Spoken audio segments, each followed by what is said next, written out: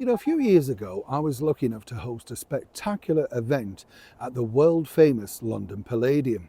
And the Palladium, you know, for many artistes, and I consider myself to be an artiste, chums, it was the pinnacle really. When you were growing up, it wasn't just really about Sunday night at the London Palladium, but to say that you'd appeared on that stage where so many of the greats had appeared, right back really to the turn of the last century when it started out as a circus with a water feature. And then you look through all the many decades, the 20s, the 30s, and of course the eras that many remember still, with the wonderful comedian Max Miller, able to fill the Palladium literally night after night, even during the war years. In the 1950s, we welcomed all the big Hollywood stars, everybody from Liberace, Judy Garland, Jerry Lewis, Dean Martin, Sophie Tucker, Jack Benny. Every single person managed to film, of course, the wonderful, the wonderful London Palladium.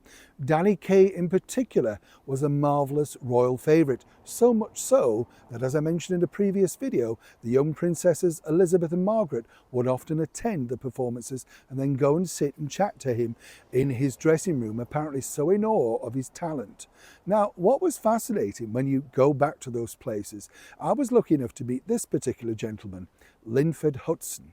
Now you might think, who's Linford Hudson?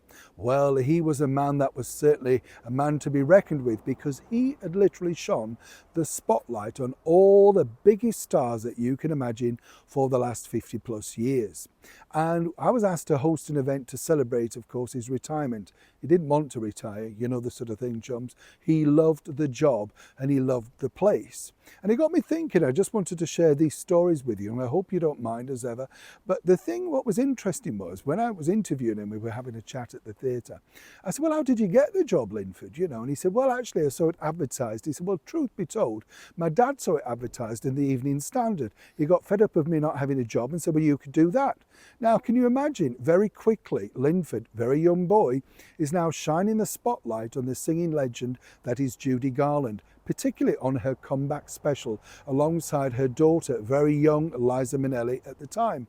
And you see his name in the credits for that ATV special. And I said, were you nervous? And he said, well, not really, because that's what I love to like about him, actually. It's not really. He said, I kind of knew what I had to do, And I said, but it's Judy Garland. He said, they're artists to me. Nothing really changes. He said, all they want you to do is make them look good, a professional job, and that's exactly what I tried to do. And as I pointed out to him, well, there must have been other greats along the way. And he told me this. Morning, chums. Lovely to see you today. Thank you so much as ever for joining me by the river. Absolutely. Of course, some people might say it's murky waters in the world of show business, and you could be right, having been in it for many years myself. You know the sort of thing when they say, it went well, you're terrific, we must book you, you never hear from them again. And anybody who's in show business will tell you that, And if anybody says to you, you've got a marvellous voice, always question it, because it's normally the worst time you've sang. And they're basically saying, stick to that, competition. You have to double read people in show business. Now, what was fascinating, I found, because as many of you know, a long career in show business started very, very young, I might point out. But the thing is, you meet so many greats along the way. And this wonderful comedian, Norman Wisdom, Sir Norman Wisdom, huge international star, one of our greatest comedy icons, and loved by Laurel and Hardy. They thought he was terrific, although, as Norman told me, Laurel and Hardy were not too pleased about him being on in the West End at the same time as him, because, well, they were both vying for comedy audiences. Now, what's interesting is you can see this wonderful picture here. This is Norman and Bruce Forsyth in the old box office stage door area of the London Palladium. Now, I've often said that I liked the original entrance stage door into the Palladium. The new one's a bit like a mausoleum now, it's all black, But the original one, you're walking down this kind of rickety ramp and you think, what, Danny Kaye walked down here, Frank Sinatra risked his life on this, But they did.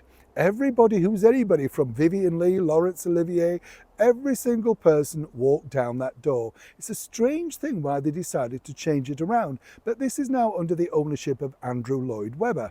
But here's a funny story that Norman shared with me, because when he was starring at the Sunday night at the London Palladium, a very famous stage doorkeeper at the Palladium, George Scott, been there many years, had many secrets, and had met all the royals who had come backstage. As Norman said, he was the man that truly kept the secrets, and he knew who was going to be fired and not. He knew all the stories first, right? Well, apparently there was a live broadcast of the world famous TV show Sunday Night at the London Palladium. And on the show had this sort of game show element called Beat the Clock. Anybody remember that? And this was a terrific game show which showed off Bruce Forsyth to his very best, ad-libbing and really just having fun with the contestants. Almost groundbreaking over here in the United Kingdom. Turns out that the couple were newlyweds, right? And the couple, well, that's what they said on camera. Turns out that George Scott had a phone call at the stage door, and it was his wife. And she said, they're very not much newlyweds. He's my husband. And so they didn't get the prize, they didn't keep the prize, and they were sort of exited off the show very quickly.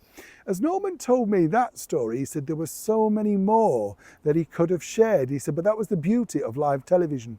And of course, behind the scenes, what we often say here in the world of show business is there are a lot of people that get the glory out front, you know, the applause, the standing ovations, if you're lucky, or the walking off to your own feet. Never happened to me, but you never know. And the thing is, many people make this wonderful world of show business truly tick.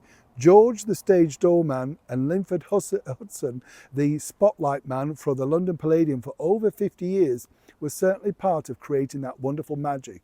And the stars that share those stories with me, I'm forever grateful. We miss them, don't we? Neil Sean in the very heart of the United Kingdom.